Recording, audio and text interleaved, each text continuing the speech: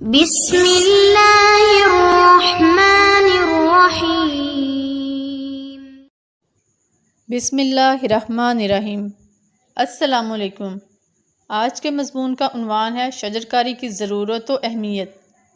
کسی درخت سے سیکھوں سلیقہ جینے کا، جو دھوپ چھاؤں سے رشتہ بنائے رہتا ہے۔ درخت کو عربی میں شجر کہتے ہیں اور درخت لگانے کا عمل شجرکاری کہلاتا ہے۔ ایک محتاط اندازے کے مطابق ایک دن میں ایک انسان 8640 لیٹر ہوا استعمال کرتا ہے۔ ہوا کا 21% حصہ آکسیجن پر مشتمل ہے۔ اس طرح ایک انسان روزانہ 1814 لیٹر آکسیجن استعمال کرتا ہے۔ دنیا کی آبادی تقریباً 7.8 بلین ہے۔ اس طرح اربوں انسان اور جانور آکسیجن کی اتنی بڑی مقدار ہر لمحہ استعمال کر رہے ہیں، اور اس آکسیجن کا واحد ذریعہ پودے اور درخت ہیں۔ دنیا میں اس وقت تقریباً 3 ٹریلین درخت موجود ہیں، لیکن بدقسمتی سے ہر سال 15 ملین کے قریب درخت کاٹے جا رہے ہیں، جو تباہی کا پیش خیمہ ہے۔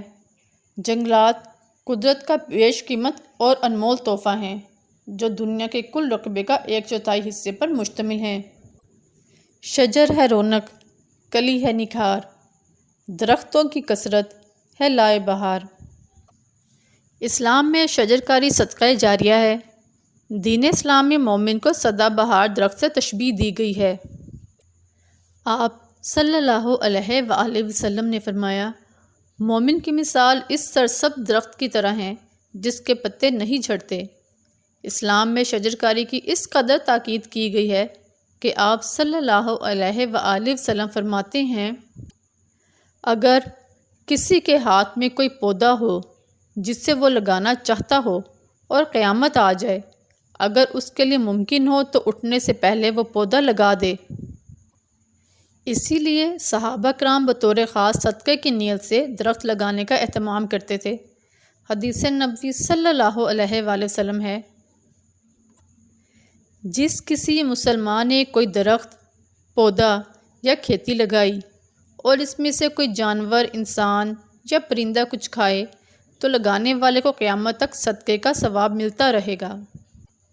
ماہرین کا خیال ہے کہ اگلے 10 سالوں تک دنیا میں جنگلات کا رقبہ صرف 20% باقی رہ جائے گا، جس کے نتیجے میں مختلف درختوں سمیت جانوروں اور پرندوں کی 80% اقسام ناپید ہو جائیں گی۔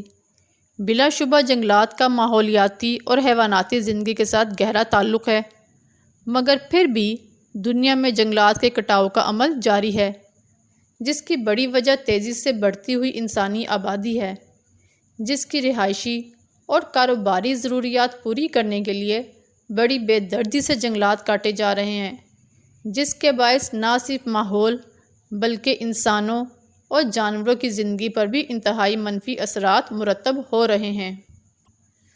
جنگلوں کو کاٹ کر کیسا غضب ہم نے کیا، شہر جیسا ایک آدم خور پیدا کر لیا۔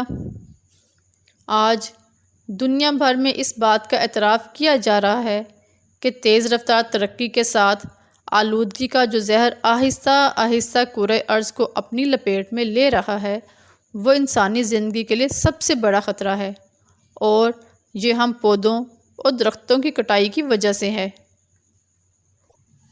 عام طور پر جنگلات میں اوسط درجہ حرارت 4 سے 10 سینٹی گریڈ تک اور کم سے کم درجہ حرارت -6 سے 10 سینٹی گریڈ تک رہتا ہے۔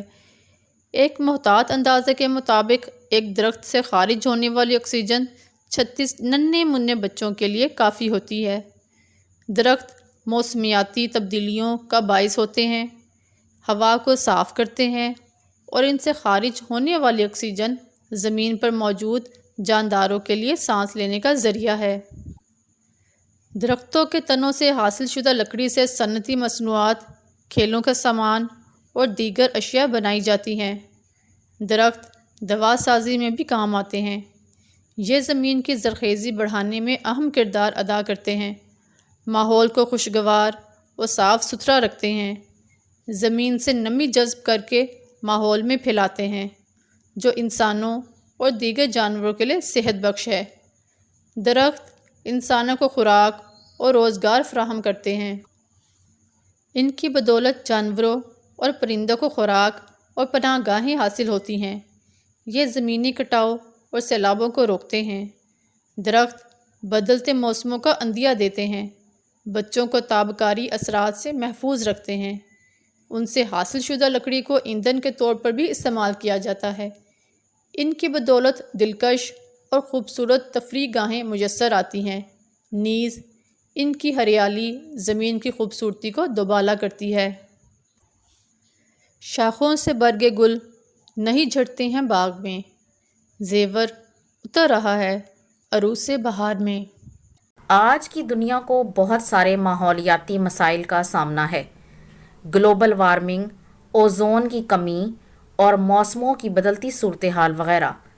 ہر طرف دھواں ہی دھواں ہے، سانس لینا عذاب ہو گیا ہے۔ ان سب کی وجہ یہ ہے کہ ہم نے قدرت کے نظام میں خلل ڈالا ہے اور اسے برباد کر دیا ہے۔ جنگلات کی اہمیت۔